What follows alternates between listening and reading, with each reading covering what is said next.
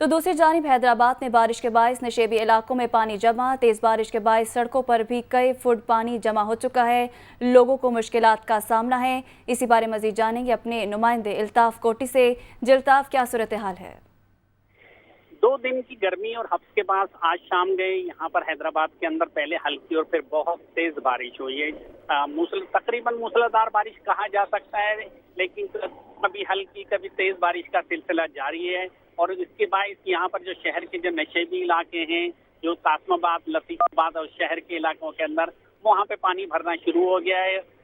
جس کی اصل وجہ جو ضلع انتظامیہ کا یہ کہنا ہے کہ اگر لائٹ بدستور آتی رہے حیدرآباد کے اندر، جو حزب انتظامیہ ان کا یہ کہنا ہے کہ حیدرآباد کے اندر کوئی 121 فیڈر ہے، جس کے اندر سے 57 فیڈر بند کر دیے گئے حفاظتی انتظامات کے طور پر، اور جب یہ آہستہ آہستہ جب یہ چیکنگ کی جائے گی اور پھر اس کے بعد یہ فیڈر بحال کیے جائیں گے۔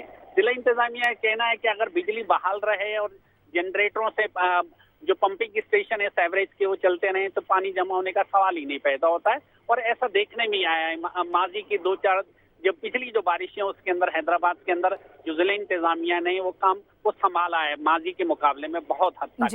یہاں جس طرح آپ نے پوچھا ہے کہ یہاں پر موسم کی کیا صورتحال ہے، تو شاندار قسم کا موسم ہو گیا ہے۔